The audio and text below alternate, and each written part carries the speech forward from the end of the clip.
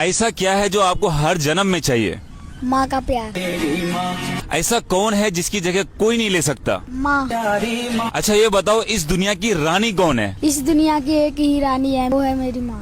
तेरे होते किसका डर, तू दुआओं।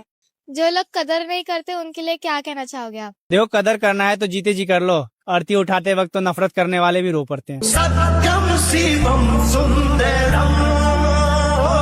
मर्द की सबसे कठोर चीज क्या होती है? आंखें। वो कैसे? मर्द ना रोए शमशान में भी, पर वो एक औरत के लिए बच्चों की तरह रोता है। तुझे मैं प्यार करूं और इतना प्यार। मुझे बता, मोहब्बत किसे कहते हैं? भीख की तरह मांगने पर भी जो ना मिले उसे मोहब्बत कहते हैं। तेरी गलियां गलियां तेरी गलियां, मुझको भावे गलियां।